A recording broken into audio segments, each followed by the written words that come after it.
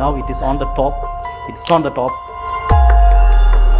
ഇതുവരെ ഇമോഷൻ ഇത്രയും എക്സ്ട്രീം ആണ്. ഇതാണ് ഏറ്റവും കൂടുതൽ അവസരമുള്ള ഇമോഷൻ. Okay, feel it.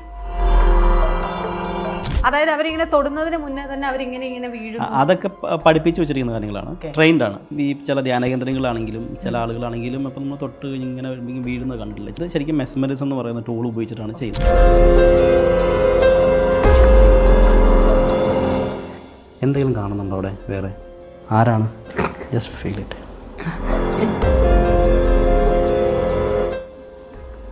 അച്ഛനാണോ? ഇപ്പം അച്ഛനെ കെട്ടിപ്പിടിക്കാൻ തോന്നുന്നുണ്ടോ?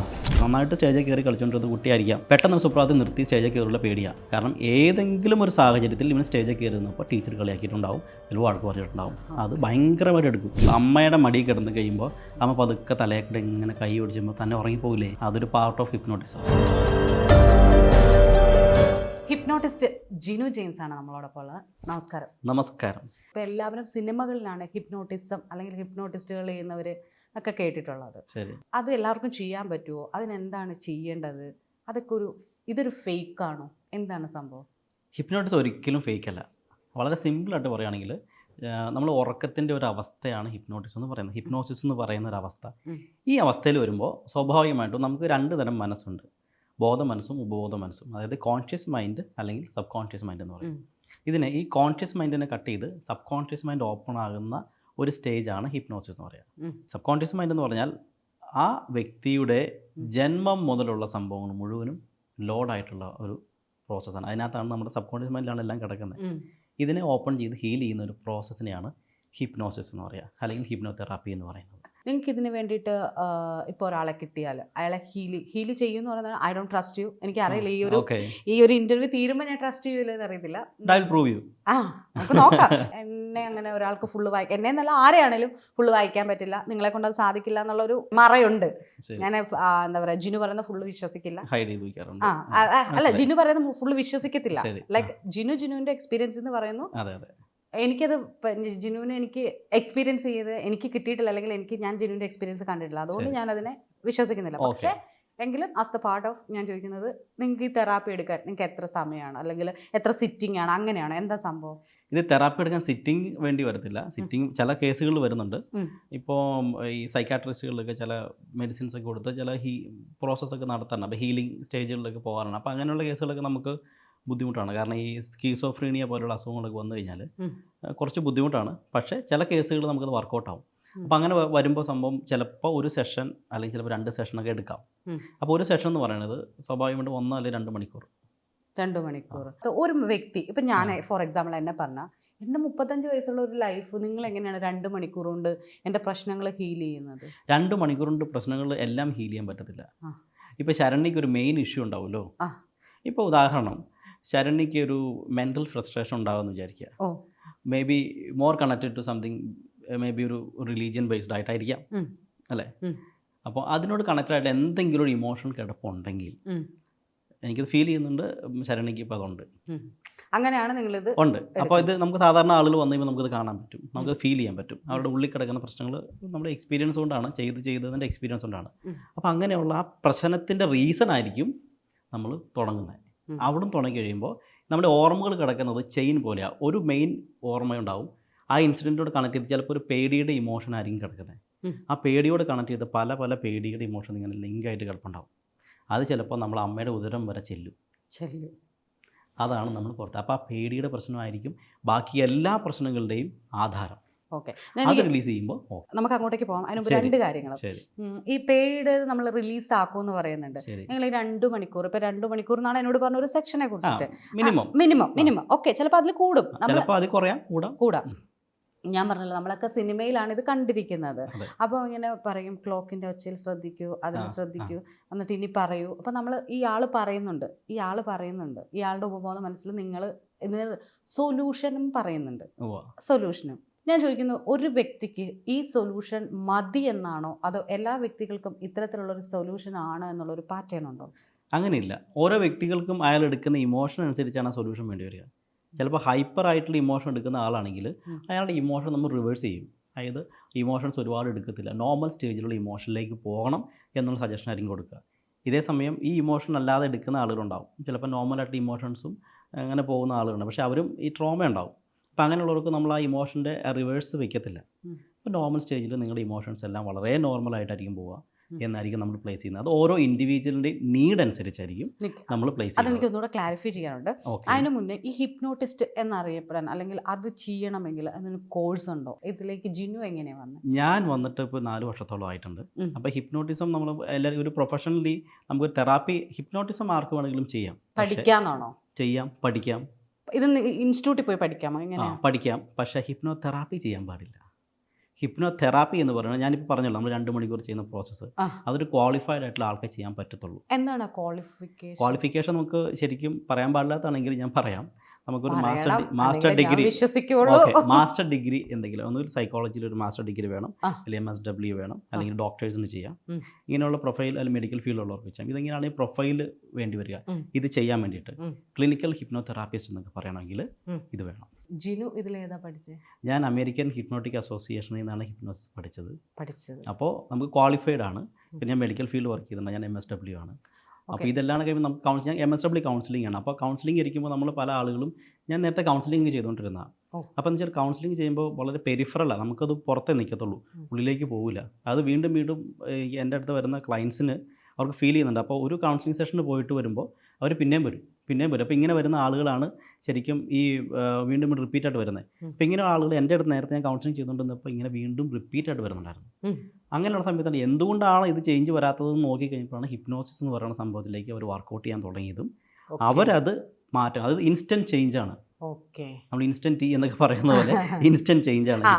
അതായിരുന്നു എൻ്റെ ഡൗട്ടും. അതായത് ഞാൻ പറഞ്ഞത്, നമ്മളിപ്പം ഒരു ഡിപ്രഷനോ അല്ലെങ്കിൽ സൈക്കിക് പ്രോബ്ലമോ അല്ലെങ്കിൽ ഇമോഷണലി പെട്ടെന്ന് ഡാമേജ് ആവുന്ന മനുഷ്യന്മാരാണ് എല്ലാവരും. അതെ, മനുഷ്യന്മാർക്ക് ഇമോഷൻ പെട്ടെന്ന് വരും. ചിലവർ പെട്ടെന്ന് അത് പ്രകടിപ്പിക്കും. ദേഷ്യമാണേലും സങ്കടമാണേലും ചിരിയാണേലും പൊട്ടിച്ചിരിയാണെങ്കിലും ഒക്കെ പ്രകടിപ്പിക്കുന്നവരുണ്ട്.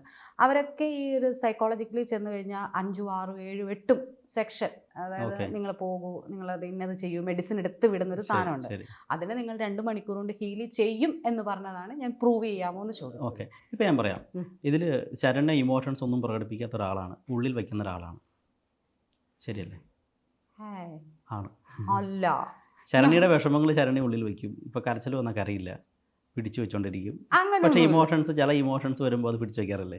അങ്ങനെയില്ല. ഞാൻ പറയാം, ഇപ്പൊ പറയുന്നതിൽ വെച്ചിട്ട് ഞാനൊരു കാര്യം പറയാം. എനിക്ക് ഇമോഷൻസ് വന്നാൽ ഞാൻ അതിപ്പോ ചിരിയാണെങ്കിലുണ്ടല്ലോ, ഞാൻ സദസ് പോലും നോക്കത്തില്ല, ഞാൻ പൊട്ടിച്ചിരിക്കും. എന്റെ ചിരി കേട്ടിട്ട് ഒരു ദിവസം ഇവിടെ തന്നെ ഞങ്ങളുടെ MD ഉണ്ടായിരുന്ന സമയത്ത് എനിക്കതൊന്നും പ്രശ്നമില്ല, എനിക്ക് ചിരി വന്നു, ഞാൻ ചിരിച്ചു. എല്ലാവരും പറഞ്ഞു അതൊക്കെ ചിരിക്കാൻ. പക്ഷെ എൻ്റെ ചിരിനെ എനിക്ക് കൺട്രോൾ ചെയ്യാൻ പറ്റില്ല. സങ്കടം അതുപോലെ തന്നെ. ഇൻ്റർവ്യൂസിന് പോകുമ്പോൾ ആളുകളുടെ സങ്കടം കേട്ടാൽ പെട്ടെന്ന് എനിക്ക് ഇമാജിൻ ചെയ്യും, അവർ മാറും, പിന്നെ ഞാനാകും. അങ്ങനെ ഞാൻ ഇമോഷൻസ് ക്യാരി ചെയ്യാറുണ്ട്. പിന്നെ പൊതുവെ ആളുകളോട് അങ്ങനെ നമ്മുടെ ഇമോഷൻസ് എല്ലാവരും പറയും. ഇപ്പം എന്താ പറയുക, ജിനുവിൻ്റെ വരുമ്പോൾ നിങ്ങൾ ഡോക്ടറാണ് അല്ലെങ്കിൽ നിങ്ങളോട് സംസാരിക്കണം എന്നുള്ളത് കൊണ്ട് നമ്മൾ എന്ത് ചെയ്യും, നമ്മളത് ഓപ്പൺ അപ്പ് ആവും. അങ്ങനെയുള്ളതേ ഉള്ളൂ, അല്ലാണ്ട് എനിക്ക് ഫീൽ ചെയ്തിട്ടില്ല. അല്ല, അപ്പം എനിക്ക് മനസ്സിലായി. ശരണ്യയുടെ കണ്ണ് കാണുമ്പോൾ അറിയാം ശരണ്യ എന്തോ ഒരു ഇമോഷൻ ലോക്കായിട്ടാണ് ഇവിടെ ഇരിക്കണമെന്ന് എനിക്കറിയാം. മനുഷ്യന്മാരല്ലേ, അതാ ഞാൻ പറഞ്ഞത്. അപ്പോൾ നമ്മൾ ഓട്ടോമാറ്റിക്കലി ഇത് നമ്മൾ കീപ്പ് ചെയ്യുന്നുണ്ട്. അതാ ഞാൻ പറഞ്ഞ ഇമോഷൻസ് നമ്മൾ പ്രകടിപ്പിക്കാതെ ഇങ്ങനെ. ഇപ്പം ഞാൻ പറയാം, ചില ആളുകൾ ഇമോഷൻസ് ഇങ്ങനെ വെച്ചോണ്ടിരിക്കും കുറേ നേരം. ചിലപ്പോൾ അവർ തനിച്ചിരിക്കുമ്പോഴായിരിക്കും ചിലപ്പോൾ റിലീസ് ചെയ്യുന്നത്. പക്ഷേ തനിച്ചിരുമ്പോൾ റിലീസ് ചെയ്യുമ്പോൾ എന്താ പ്രശ്നം എന്ന് പറഞ്ഞാൽ ഇവർ വീണ്ടും ഈ സാധനം തന്നെയാണ് വീണ്ടും തിങ്ക് ചെയ്യുക. മനസ്സിലായോ? അപ്പോൾ ഈ ഒരു ട്രിഗർ, ഇപ്പോൾ ഉദാഹരണം, ഇപ്പോൾ ശരണ്യ ഈ വീടിൻ്റെ ഒരു മൂലയ്ക്ക് നിന്നിട്ടാണ്, മൂലയ്ക്ക് ചെല്ലുമ്പോഴാണ് ശരിക്കും കംഫർട്ടബിൾ ആകുന്നത്. ആ സമയത്ത് ചിലപ്പോൾ കരച്ചിൽ വരും, ഇമോട്ട് തന്നെ ഇരിക്കുന്ന സമയമായിരിക്കാം. നെക്സ്റ്റ് ഡേയും ഇവിടെ ചെന്നിരുന്നാലേ ശരണ്യക്ക് ആശ്വാസം ഉണ്ടാവുള്ളൂ. ശരിയല്ലേ? അത് ഇമോഷൻ അവിടെ കിടക്കുന്നുണ്ട്, ആ ഇമോഷൻ അവിടെ ഉണ്ടാകും. ഇതിനെ നമ്മൾ പ്രോസസ്സ് ചെയ്താണ് ഹിപ്നോസിസിലൂടെ ആ തോട്ടിനെ നമ്മൾ പതുക്കെ മാറ്റി വയ്ക്കും. ഇതാണ് ഹീലിംഗ് പ്രോസസ് എന്ന് പറയുന്നത്. ഞാനത് എക്സാമ്പിൾ ഇട്ടുന്നുള്ളൂ. ഇത് ഇതിന്റെ പാട്ടൊന്നുമല്ല. ഈ ഹിപ്നോട്ടിസ്റ്റുകാരൊക്കെ ഇങ്ങനെ മുടി വളർത്തണം എന്നൊക്കെ ഉണ്ടോ? അങ്ങനെയൊന്നുമില്ല. ഇത് മുടി വളർന്നെന്നുള്ളൂ. ആ പാട് നമുക്ക് വളർത്താൻ പറ്റുന്ന സാധനം നഖവും മുടിയും മാത്രം. അതെ. പണ്ട് വീട്ടിലാകുമ്പോൾ മുടി വെട്ടുമ്പോൾ അമ്മ വഴക്ക് പറയും എപ്പോഴും. അപ്പം ഞാൻ പറയാം, അമ്മ മനുഷ്യ ശരീരത്തിൽ വളർന്ന 2 സ്ഥാനമേ ഉള്ളൂ, ഒന്ന് നഖവും മുടിയാണ്. അതൊരു കാഴ്ചപ്പാടാ. മുടി വെട്ടരുത്, അല്ല മുടി നീട്ടരുത്, നഖം മുറിച്ച് കളയണം, സന്ധിക്ക് നഖം മുറിക്കരുത്, കടം കയറും. ഇതൊക്കെ ഹിപ്നോട്ടിക് സജഷൻസ് എന്ന് പറയും. പണ്ട് മുതലേ നമുക്ക് ചെറുപ്പത്തിലേ ഓരോരുത്തർ ഇട്ട് തരുന്ന സജഷൻ. നീ ഒരിക്കലും നന്നാകരുത്, അവൻ നന്നാവൂല, ഇവൻ നന്നാവൂല. സ്കൂളിൽ കയറുമ്പോൾ തൊട്ട് കുട്ടികൾക്ക് ആണെങ്കിലും സ്കൂളിൽ ടീച്ചർമാർ പറയും. ടീച്ചർമാർ കുറ്റം പറയുന്നില്ല, പക്ഷെ പറയേണ്ട ഒരു സാഹചര്യമുണ്ട്. നമുക്ക് വരുന്ന കുട്ടികളുടെ ക്ലയൻസ് ഒരുപാട് വരുന്നുണ്ട്, പേരൻസുമായിട്ട് വരുന്നുണ്ട്. അപ്പോൾ നമുക്കറിയാം, അപ്പോൾ സ്റ്റേജിൽ കയറാൻ പേടിയുള്ള കുട്ടി ഉണ്ടായിരിക്കും. അപ്പോൾ കുട്ടിയുടെ റീസൺ എന്ന് പറയുന്നത് ഇവന് കാരണം ഒന്നും അറിയില്ല, പേരൻസിനും അറിയില്ല, നന്നായിട്ട് സ്റ്റേജിൽ കയറി കളിച്ചുകൊണ്ടിരുന്ന കുട്ടിയായിരിക്കാം. പെട്ടെന്ന് സുപ്രാതം നിർത്തി സ്റ്റേജിൽ കയറുള്ള പേടിയാണ്. കാരണം ഏതെങ്കിലും ഒരു സാഹചര്യത്തിൽ ഇവന് സ്റ്റേജിൽ കയറി നിന്നപ്പോൾ ടീച്ചർ കളിയാക്കിയിട്ടുണ്ടാവും, ചില വഴക്ക് പറഞ്ഞിട്ടുണ്ടാവും. അത് ഭയങ്കരമായിട്ട് എടുക്കും. കുട്ടികൾ എന്ന് പറഞ്ഞപ്പോൾ നമുക്ക് കുട്ടികളെ ഹിപ്നോട്ടൈസ് ചെയ്യാൻ പറ്റും. കുട്ടികൾക്കാണ് ശരിക്കും എഫക്റ്റീവായിട്ട് വരിക. കാരണം അവരുടെ മനസ്സ് വളരെ ഫ്രെജൈലാണ്. അവിടെ നമുക്ക് ശരിക്കും പ്രോഗ്രാം ചെയ്യുന്ന ഇവർ നല്ല സൂപ്പർ കുട്ടികളായിരിക്കും. പിന്നെ സക്സസ്ഫുൾ ആയിട്ട് ആളുകൾ ഒരുപാട് വരും. എനിക്കിപ്പോൾ സ്കൂളിലെ കാര്യം പറഞ്ഞപ്പോഴേ പെട്ടെന്ന് ഓർമ്മ വന്നതാ. ഇപ്പം ഈ നമ്മൾ ഓരോരോ കാര്യങ്ങൾ പറയത്തില്ല, സന്ധ്യയ്ക്ക് നഖം വെട്ടരുത്, ചൂള വടിക്കരുത്, കല്ല് കളിക്കരുത്, വീട്ടിൽ കടം കയറും, അങ്ങനെയൊക്കെ ഒരുപാട്. പക്ഷെ നമ്മൾ സ്കൂളിൽ പോകുമ്പോഴേ മറ്റേ അടി കിട്ടാതിരിക്കാൻ ഒറ്റക്കൈ കൊണ്ട് പാണല് കിട്ടിയ ആൾക്കാരാ ഞാനൊക്കെ. അത് തന്നെ, അത് ശരിക്കും പറയാം. നമ്മളങ്ങനെ ഇടുമ്പോഴേക്കും നമ്മൾ പറയുകയാണ്, ഇപ്പോൾ സ്കൂളിൽ ചെല്ലുമ്പോൾ ഞാനൊക്കെ ചെയ്യുന്നുണ്ടെന്ന് വെച്ചാൽ അടി കിട്ടാണ്ടിരിക്കും നമ്മൾ കുരുമുളക് വയലിടും. കുരുമുളക് അപ്പോൾ അടിക്കുമ്പോൾ കുരുമുളക് ഇട്ട് കടിച്ചാൽ അപ്പോൾ കുരുമുളകിൻ്റെ വേദനയുള്ളൂ, അടിയുടെ പെയ് കിട്ടുന്നില്ല.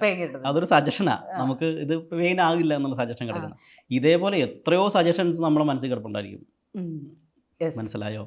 അതാണ് ഒരു മനുഷ്യന് 35 വയസ്സായി കഴിയുമ്പോഴേക്കും ഇവൻ്റെ മനസ്സിലേക്ക് ഫുള്ള് ലോഡായി വരുന്ന ഇൻഫർമേഷൻ. റെമഡീസ് ഇല്ല, പ്രോബ്ലംസ് ആയിരിക്കും. അതുപോലെ തന്നെ ഹിപ്നോട്ടിസം മാത്രമല്ല ചെയ്യുന്നത്, വേറെ 2 കാര്യങ്ങളും. അതെ, ഞാൻ ഹിപ്നോതെറാപ്പി ചെയ്യുന്നുണ്ട്. ഹിപ്നോട്ടിസം വെച്ചാൽ ഹിപ്നോട്ടിസം നമ്മൾ ഷോയ്ക്ക് വേണ്ടിയൊക്കെ ചെയ്യുന്നതാണ്.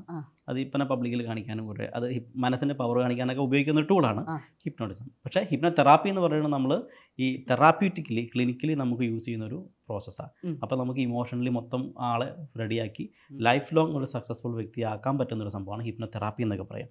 പക്ഷേ അത് ഇൻഫാക്ട് അതിനൊരു കണ്ടീഷനുണ്ട്, അത് 99% വ്യക്തിയുടെ താല്പര്യവും അനുസരിച്ചായിരിക്കും കൂടുതൽ വരിക.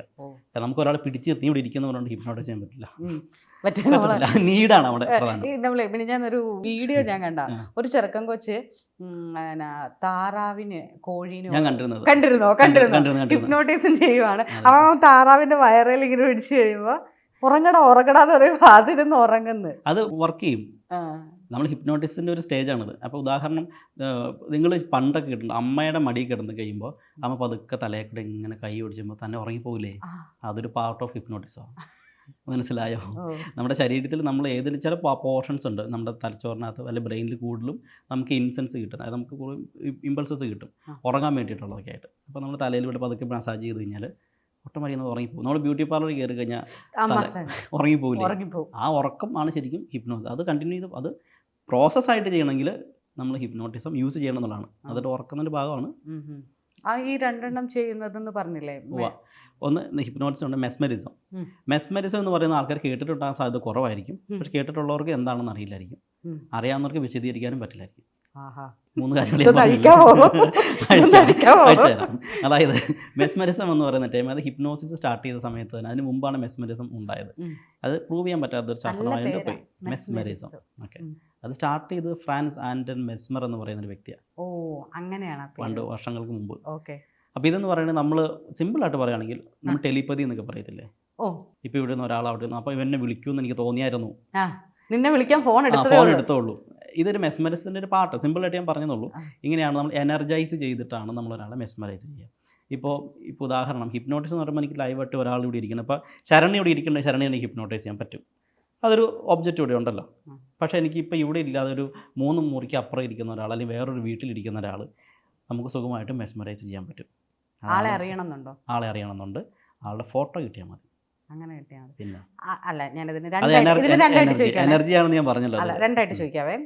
ഒന്ന് നമ്മുടെ ക്ലിനിക്കലി ഉള്ള ഒരു കാര്യം, 2 ഇതിനെ എങ്ങനെ മിസ്യൂസ് ചെയ്യുന്നത്. ഇപ്പം 3 വീടിന് അപ്പുറത്തുള്ള ഒരു പെണ്ണിനെ ജസ്റ്റ് ജിനു എനിക്ക് തോന്നി അങ്ങോട്ടാണ്. നമുക്ക് കുൽസിതമാണല്ലോ ജിനത്, തമാശയല്ല. നമുക്ക് ഇതിൽ ഒരു നെഗറ്റീവ്സ് ഞാൻ പറയാം, കമന്റ് ആയിട്ട് ഒരാൾ ചോദിച്ചാൽ ഞാൻ എനിക്ക് അപ്പൊ ചോദിക്കാൻ പറ്റില്ല, എനിക്ക് ചോദിക്കാൻ പറ്റില്ല. അപ്പൊ ജിനുവിനെ വിളിച്ചു ചോദിക്കാൻ പറ്റില്ലല്ലോ.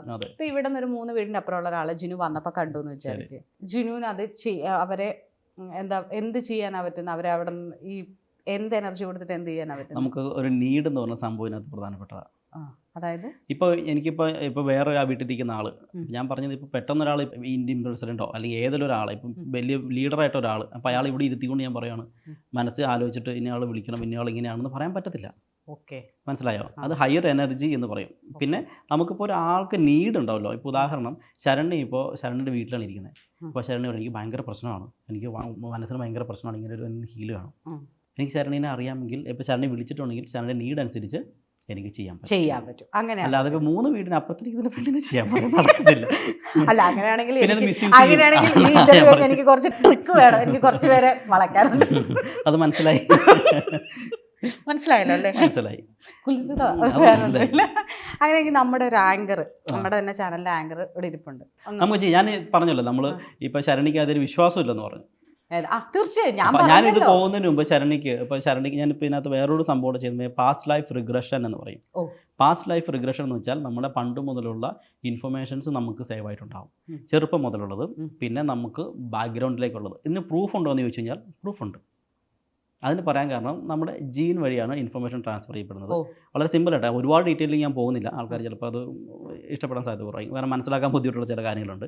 സിമ്പിൾ എന്ന് പറയുന്നത് ഒരു അണ്ടവും ബീജവും സങ്കലിച്ച് കഴിയുമ്പോൾ അതിനകത്ത് ബീജം എന്ന് പറയുന്ന സംഭവത്തിൻ്റെ എഡ്ജിലാണ് ഇതിൻ്റെ ഇൻഫർമേഷൻ പാസ് ചെയ്യുക, DNA. അപ്പോൾ മോസ്റ്റ് ഓഫ് ദ കേസിൽ അണ്ടം അണ്ടത്തിലേക്ക് ബീജം പെനട്രേറ്റ് ചെയ്യുമ്പോൾ ഇതിൻ്റെ ടെയിൽ കട്ടായി കഴിഞ്ഞാൽ പെറ്റേണൽ മെമ്മറി, ഫാദറിൻ്റെ മെമ്മറി പോയി എന്നാണ് അർത്ഥം. അപ്പോൾ ആ മെമ്മറി ഏതിലാണോ കൂടുതൽ കിടക്കുന്നത് ആ തലമുറ വഴി ബാക്കിലേക്ക് പോയി കഴിയുമ്പോൾ നമുക്ക് ആ ഇൻഫർമേഷൻ ഓപ്പൺ ചെയ്യാൻ പറ്റും. ഏകദേശം 7 തലമുറ വരെ അതിലും കിട്ടും എന്നാണ് പറയുന്നത്. ഞാൻ 7 തലമുറയൊക്കെ ചെയ്തിട്ടുണ്ടെന്നാണ് പറയുന്നത്. നമുക്കറിയില്ല. പക്ഷെ ഒരു കാര്യം ഞാൻ നമുക്കറിയില്ല എന്ന് പറഞ്ഞത് അത് പ്രൂവ് ചെയ്യണം. അത് ഇവിടെ പ്രൂവ് ചെയ്തിട്ട് ഈ വോളിനെ വിടത്തുള്ളൂ. ഞാൻ ശരണ്യനെ പ്രൂവ് ചെയ്ത് കാണിക്കാം. ശരണ്യക്ക് താല്പര്യം ഉണ്ടെങ്കിൽ ശരണ്യ നമുക്ക് പാസ്റ്റ് ലൈഫ് റിഗ്രഷൻ ചെയ്യാം. തീർച്ചയായും താല്പര്യമുണ്ട്. നമുക്ക് ഇന്റർവ്യൂ ചെയ്യുന്നതിന് മുമ്പ് ചെയ്യാം. അതിനിപ്പുറം ഞാൻ പണ്ട് ഞാനിത് ക്യാമറയ്ക്ക് മുന്നേ പറയണേ, എന്നെ ചെയ്യുന്നതിന് മുന്നേ തന്നെ പറയാണ്, ഞാൻ വിചാരിക്കുന്നത് ഏതോ ഒരു രാജ്യത്തെ രാജ്ഞി തന്നെയായിരുന്നു ഞാൻ. രാജ്ഞി അല്ലെങ്കിൽ like ancient. I believe that ഞാനൊരു ഏൻഷ്യൻ്റിന് ജീവിച്ചിട്ട് ഇപ്പോൾ വന്നത്. കാരണം ഒരുപാട് സിമിലാരിറ്റീസ്, സിംറ്റംസ് ലൈക്ക് എനിക്ക് എപ്പോഴും ഫീൽ ചെയ്യാറുണ്ട് ചില കാര്യങ്ങൾ. ഈ സംഭവം തന്നെയാണ് പാസ്റ്റ് ലൈഫ് റിഗ്രഷൻ നമ്മൾ യൂസ് ചെയ്യുന്ന സംഭവം. അതായത് മോസ്റ്റ് ഓഫ് ദ കേസിൽ ഇതേ മെമ്മറി ആയിരിക്കും ആ ആളിൽ നിന്ന് ട്രാൻസ്ഫർ ചെയ്ത് കിട്ടിയിരിക്കുന്നത്. ഇനി അതല്ല എങ്കിലും ആണെങ്കിലും അത് തെളിയിക്കേണ്ട ഉത്തരവാദിത്വം എൻ്റെയാണ്. തീർച്ചയായും. ഒരു മാറ്റവും ഇല്ല. കാരണം ഞാൻ ബിലീവ് ചെയ്യുന്നു, അല്ലെങ്കിൽ എൻ്റെ ബിലീവ് തെറ്റാണെന്ന്. ഞാനൊരു രാജ്ഞി, അല്ലെങ്കിൽ രാജ്ഞി മീൻസ് അന്നത്തെ കാലത്തെ ലൈക്ക് ഞാൻ ഹിസ്റ്ററി ഭയങ്കരമായിട്ട് ഇഷ്ടപ്പെടുന്ന ഒരാളാണ്. അപ്പം ഞാൻ ഈ ബുദ്ധമതമൊക്കെ ഉണ്ടായ ഒരു ഇതൊക്കെ പഠിച്ചിട്ടൊക്കെ ഉണ്ട്. അപ്പോൾ ആ ഒരു ടൈമിലൊക്കെ നമ്മൾ പഠിക്കുക എന്ന് പറയുന്നത് ഞാനതൊക്കെ എനിക്ക് എന്നെ സംബന്ധിച്ചെല്ലാം ഞാൻ വിഷ്വലൈസ് ചെയ്യുന്ന ആളാണ്. ഒരാൾ പറയുമ്പോൾ എന്നെ സംബന്ധിച്ച് അത് കേൾക്കുക മാത്രമല്ല, അതിന് ഞാൻ വിഷ്വലൈസ് ചെയ്യും. ആ കാലഘട്ടം അതൊക്കെ ഞാനിങ്ങനെ അപ്പം എന്നെ സംബന്ധിച്ച് ബുദ്ധമതം പഠിച്ച ഒരു സമയത്തൊക്കെ അതിന് മുന്നേ ഉള്ള ആളുകളുടെ എങ്ങനെ ഇവിടെ ജാതി ശ്രേണി ഉണ്ടായി, എങ്ങനെ ഇവിടെ മതങ്ങൾ ഉണ്ടായി എന്നൊക്കെ ഉള്ളൊരു പഠനമുണ്ട്. അപ്പം എൻ്റെ ചിന്തകളിൽ അതിന് മുന്നേ ഉള്ളൊരു മനുഷ്യനായിരുന്നു ഞാൻ. ലൈക്ക് നമ്മളുടെ അറിയപ്പെടുന്ന നമ്മൾക്ക് കിട്ടിയ ഇത് വെച്ചിട്ട് ഹിന്ദു നദിയുടെ സംസ്കാരം മുതലുള്ള ഒരു ഇത് പഠിക്കുമ്പോൾ അതിന് മുന്നേ ഉള്ള നോർമലായിട്ടൊരു സ്ത്രീയായിട്ടാണ് ഞാൻ എന്നെ ചിത്രീകരിച്ചിരിക്കുന്നത്. പക്ഷേ അത് ഞാൻ വേറെ കാര്യം പറയാം. ഇപ്പം ശരണ്യ പറഞ്ഞല്ലോ, ശരണ്യ ഒരു രാജ്ഞിയായിരുന്നു, ആ ഒരു രാജ്യം പറഞ്ഞല്ലോ. പക്ഷേ ഞാൻ പാസ്റ്റ് ലൈഫ് റിഗ്രഷൻ ചിലപ്പോൾ ഓപ്പൺ ചെയ്യുമ്പോൾ ഇതായിരിക്കില്ല ഇൻഫർമേഷൻ കിട്ടുന്നത്. അതാ ഞാൻ പറഞ്ഞു, ഞാൻ എൻ്റെ വിചാരമേ പറഞ്ഞുള്ളൂ. കാരണം ഇപ്പം പറഞ്ഞത് ശരണ്യയുടെ കോൺഷ്യസ് മൈൻഡ് എന്ന് പറഞ്ഞൊരു സംഭവമാണ്. അപ്പോൾ ഓൾറെഡി ആ ഇൻഫർമേഷൻ എവിടെയോ സേവ് ആയി കിടക്കണം. ഒന്നുകിൽ നമ്മൾ പഠിച്ച ചരിത്ര പുസ്തകങ്ങളിൽ കിട്ടിയതായിരിക്കും, പല ആളുകൾ പറഞ്ഞതായിരിക്കും, സിനിമ കണ്ടതായിരിക്കാം, ഇതൊക്കെ അവിടെ കിടപ്പുണ്ടാവും. പക്ഷേ കിട്ടുന്ന സംഭവം വേറെ ആയിരിക്കും. ചിലപ്പോൾ ഉദ്ദേശിച്ച സംഭവം ആയിരിക്കത്തില്ല, ചിലപ്പോൾ ബാക്ക്ഗ്രൗണ്ടിൽ ഇടുമ്പോൾ കിട്ടും. എനിക്കിപ്പോൾ അവിടെയാണ് പ്രൂഫ് എന്ന് പറയുന്നത്. ഇപ്പം എന്നോട് ഇത് പറഞ്ഞപ്പോൾ എനിക്ക് ഓർമ്മ വന്നതെന്നറിയാം, നാഗവല്ലിയുടെ നാഗവല്ലി അതിനകത്ത് പറയത്തില്ലേ, പലപ്പോഴും നാഗവല്ലിക്കകത്ത് ഉറങ്ങിക്കിടന്ന ആ പടം കാണുമ്പോൾ നാഗവല്ലി ആവുന്നു. ലൈക്ക് അതുപോലെ തന്നെ നമുക്ക് ഏതാണ് ആദ്യം ചെയ്യാൻ പറ്റുന്നത്? ലൈക്ക് മെസ്മറിസം ആണോ? മെസ്മറിസം ചെയ്യാം, കുഴപ്പമില്ല. ഇതാണ് ഞങ്ങളുടെ ആങ്കർ. അപ്പം അവൾക്ക് നല്ല ടെൻഷൻ ഉണ്ട്. മെസ്മറിസം ഹിപ്നോട്ടിസം തമ്മിലുള്ള വ്യത്യാസം എന്താ? ഇത് രണ്ടും ഹീലിംഗിനാണ് യൂസ് ചെയ്യുന്നത്. പക്ഷേ മെസ്മറിസം എന്ന് പറയുന്നത് ശരിക്കും ഫുൾ എനർജി ഹീലിംഗ് എന്ന് പറയും. എനർജിയാണ് നമ്മുടെ എനർജി. അത് ശരിക്കും അതിൻ്റെ ശാസ്ത്രീയമായിട്ട് പറയുകയാണെങ്കിൽ മനുഷ്യ ശരീരത്തിൽ മാഗ്നറ്റിക് ഫ്ലൂയിഡ് ഉണ്ടെന്ന് പറയാം. അതായത് നോർത്ത് സൗത്ത് പോൾ ഉണ്ട്. അത് ഇൻഫാക്ട് ഇറ്റ് ഇസ് റിയൽ. ആ മാഗ്നറ്റിക് ഫ്ലൂയിഡിൻ്റെ ഓൾട്രേഷൻ വരുത്തിയാണ് ശരിക്കും ഹീലിംഗ് നടത്തുക. അതായത് പല രീതി ഈവൻ ഹെമറോയിഡ്സ് വരെ ഹീൽ ചെയ്യാൻ. അതായത് ഈ പറയുന്ന നിങ്ങളുടെ ഈ പീരീഡ് റിലേറ്റഡ് ആയിട്ടുള്ള ഇഷ്യൂസ് ഉണ്ടല്ലോ, ഇറഗുലർ പീരീഡ്സ് ഒക്കെ, ഇതൊക്കെ ഹീൽ ചെയ്യാൻ പറ്റുന്ന ഒരു പ്രോസസ്സാണ്. അങ്ങനെ ഒരുപാട് അസുഖങ്ങൾ ഹീൽ ചെയ്യും. ഇത് ഓട്ടോ ഹീലിംഗ് ആണ്. ഓക്കെ. അപ്പോൾ നമുക്കത് ഓട്ടോമാറ്റിക് നമ്മുടെ ബോഡി എനർജൈസ് ഹീൽ ചെയ്യുന്ന I'm so സംഭവം. excited.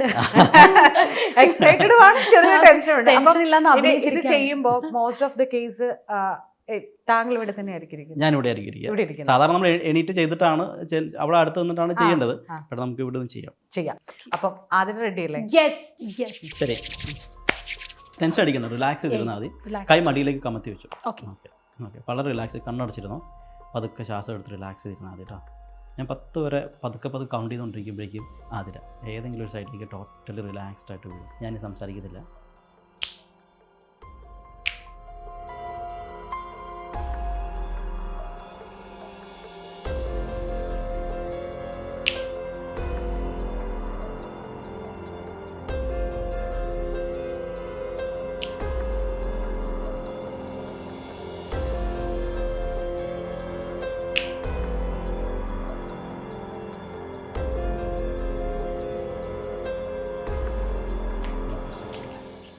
ഞാൻ എഴുന്നേക്കാലോടെ. അതിൽ you going to deeper state of relaxation ആട്ടോ. മൈൻഡ് ശരീരം കണ്ടോ റിലാക്സ്ഡ് ആണ്, ഒരു ടെൻഷനും ഇല്ല. ടോട്ടലി ശരീരം പൂർണ്ണമായിട്ട് റിലാക്സ്ഡ് ആണ്. അതിൽ മൊത്തം മാറിവിടുന്നുണ്ട്. ഇമോഷൻസ് ചിലപ്പോൾ ഉണ്ടാകും, ചിലപ്പോൾ കരച്ചിൽ വരാം. എന്തെങ്കിലും ഇമോഷൻ ട്രിഗറായിട്ട് വരുന്നുണ്ടെങ്കിൽ ആദ്യക്ക് അത് ഇപ്പോൾ പതുക്കെ എക്സ്പ്രസ് ആയിട്ട് തുടങ്ങും. പതുക്കെ ചിലപ്പോൾ കരച്ചിലാണെങ്കിൽ കരച്ചിലിൻ്റെ എക്സ്ട്രീം ലെവലിലേക്ക് പോയിട്ട് ടോട്ടലി റിലാക്സ് ആയിട്ട് ഈ സെഷനിൽ നിന്ന് എഴുന്നേറ്റ് കഴിയുമ്പോൾ ആദ്യം കംപ്ലീറ്റ്ലി ഫ്രഷ് ആയിരിക്കും. ഒരു രീതിയിലുള്ള ടെൻഷനോ ഫ്രസ്ട്രേഷൻസും ഇല്ലാതെ ഭയങ്കര ഹാപ്പി ആൻഡ് എനർജറ്റിക് ആയിരിക്കും. ഭയങ്കര ഹാപ്പി ആൻഡ് എനർജറ്റിക് ആയിരിക്കും കേട്ടോ. Deeper state of relaxation.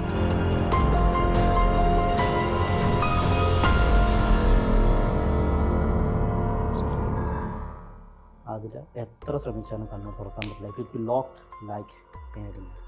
കൈകൾ കംപ്ലീറ്റ്ലി നമ്പായിരിക്കും. ഒരു രീതിയിലുള്ള സെൻസേഷൻ ഇല്ലാതെ ടോട്ടലി റിലാക്സ്ഡ് ആയിരിക്കും.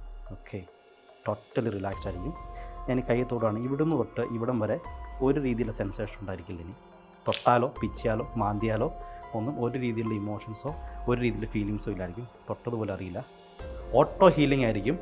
ഇതിനുള്ള സിംറ്റം എന്ന് പറയുന്നത് ഞാൻ കാണിച്ചു തരാം. അപ്പോൾ ഒരിക്കലും ഈ കണ്ണിൻ്റെ ഫ്ലിക്കറിങ് എന്ന് പറയും, ഡീപ്പായിട്ട് പോയിട്ടുണ്ടോ നമുക്ക് അറിയാനുള്ള ഒരു സിമ്പിളാണ്. കണ്ണ് ഇങ്ങനെ കണ്ണടിച്ചുകൊണ്ടിരിക്കും. അത് പ്രൂഫാണ്, എന്നൊക്കെ പറഞ്ഞു തന്നിട്ട് പ്രൂഫാണ്. അതായത് ഇയാൾ ശരിക്കും പറഞ്ഞാൽ ട്രാൻസ് എന്ന അവസ്ഥയിലേക്ക് പോയി. ഇത് എത്ര നേരം കഴിഞ്ഞാൽ ഇങ്ങനെ കടന്നോളും വേണമെങ്കിൽ കുഴപ്പമില്ല. ഓട്ടോ ഹീലിംഗ് ആയി കഴിയുമ്പോൾ പതുക്കെ എഴുന്നേറ്റ് വരും. ഇതാണ് ഹിപ്നോസിസ്. നിങ്ങളിപ്പോൾ എനിക്കതിപ്പോൾ ആരും സംസാരിക്കുന്നില്ല, മിണ്ടാട്ടം മുട്ടിപ്പോയെന്ന് തോന്നുന്നില്ല. അല്ല, ഞങ്ങൾക്ക് സംസാരിച്ചാൽ അത് ആദ്യക്ക് കേൾക്കാൻ പറ്റില്ല. ഇല്ല, നിങ്ങൾ സംസാരിച്ചാലും ഇപ്പോൾ ഞാൻ പറയണത് ആദ്യം എൻ്റെ ശബ്ദം മാത്രമേ കേൾക്കത്തുള്ളൂ. ബാക്കി ശബ്ദങ്ങൾ എന്ത് വന്നാലും ആദ്യക്കൊന്നും ഫീൽ ചെയ്തില്ല. എൻ്റെ ശബ്ദം ഡീപ്പായിട്ട് DTS പോലെ ആദ്യയുടെ മനസ്സിലേക്ക് കയറും. ഈ സെഷനിൽ നിന്ന് പുറത്തേക്ക് ഇറങ്ങുമ്പോൾ ഡീപ്പായിട്ട് മാറി എല്ലാ പ്രശ്നങ്ങളിൽ നിന്ന് മാറി ആദ്യം ഭയങ്കര ഹാപ്പി ആയിരിക്കും. ഇതിന് ഞാൻ കുറേ സെഷൻസോടെ തരാം. ഇത് ഞാൻ മെസ്മറിസവും ഹിപ്നോസിസും കൂടെ കൂടിയിട്ടാണ് ചെയ്യുന്നത്, മിക്സ് ചെയ്ത്. എനിക്ക് എണീറ്റ് വരാൻ പറ്റുമോ? അപ്പോൾ ആർക്കും എണീറ്റ് വരാമല്ലോ. എനിക്കിപ്പോൾ എണീറ്റ് വരാം. അതിലേക്ക് എന്തെങ്കിലും ഇമോഷൻസ് ഉണ്ടെങ്കിൽ അത് ടോട്ടലി ചിലപ്പോൾ പ്രകടിപ്പിക്കാൻ പറ്റും കേട്ടോ. ഓക്കെ, ആ ഇമോഷൻസ് എന്താണ് അതേപോലെ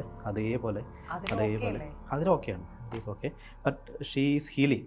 കുറേ പ്രോസസ്സ് ഉണ്ട്, അത് ഹീലിംഗ് ആണ്. ഇമോഷൻസ് എല്ലാം പതുക്കെ ഹീൽ ചെയ്ത് ആദ്യം ഭയങ്കര ഫ്രഷ് ആയിട്ടായിരിക്കും എഴുന്നേറ്റ് വരിക. ഞാൻ ഒരു 5 മിനിറ്റ് സമയം കൊടുക്കാം. 5 മിനിറ്റ് കഴിയുമ്പോഴേക്കും ആദ്യം ഫ്രഷ് ആയിട്ട് എഴുന്നേറ്റ് വന്നു. ഞാനിപ്പോൾ ഇവിടുന്ന് ഇവിടം വരെ നമ്പാക്കി തരാം. അപ്പോൾ നിങ്ങൾ പിച്ചിയാലോ മാന്തിയാലോ ഒന്നും ഫീൽ ചെയ്തില്ല. അതൊരു ഹിപ്നോസിസിൻ്റെ ഒരു പ്രോസസ്സ് തന്നെയാണ്. പക്ഷേ മെസ്മറിസിൽ ഓട്ടോമാറ്റിക്കലി അങ്ങനെ ആയിപ്പോകും. അതിൽ ഡീപ്പർ സ്റ്റേറ്റ് ഓഫ് റിലാക്സേഷൻ ആണ്. ഡീപ്പർ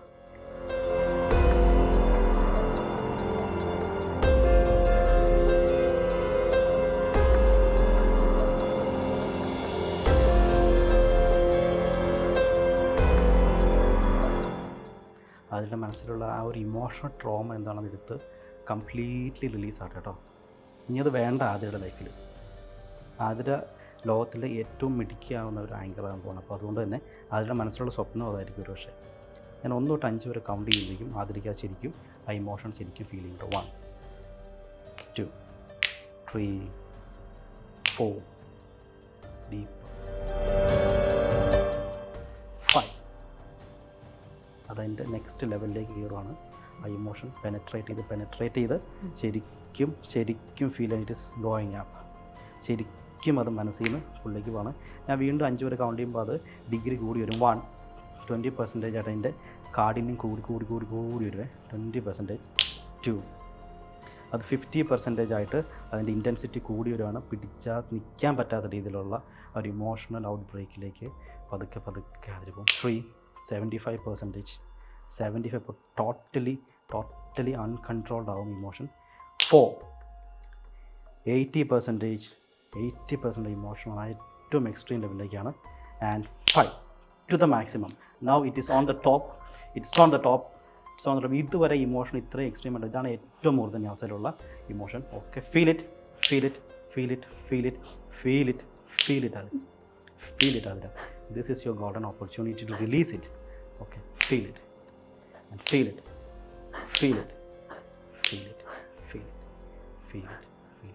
ആദ്യയുടെ മനസ്സിൽ നിന്ന് എന്നേക്കുമായി ഇനി ഇമോഷൻ ഇല്ലാത്ത രീതിയിൽ മാഞ്ഞു പോകണം. അപ്പോൾ ഞാൻ റിലീസ് ചെയ്യാൻ പോവാണ്. ഓക്കെ, ഞാൻ 5 തൊട്ട് റിവേഴ്സ് കൗണ്ട് ചെയ്യുമ്പോൾ അതിൻ്റെ ഇൻറ്റൻസിറ്റി കുറഞ്ഞു വരും. 5 അത് 100% പതുക്കെ 75% ആയിട്ട് കുറയും. 4 അത് 50% ആയിട്ട് പതുക്കെ അതിൻ്റെ ഇൻറ്റൻസിറ്റി കുറഞ്ഞു വരും. 3 25% ആയിട്ട് എൻ്റെ emotion. 2 and 1 0. You can completely open your eyes and come with a fresh mind. Oh my god. How do you feel now? Superb. So seriously happy. ഉറപ്പാണല്ലോ അല്ലേ?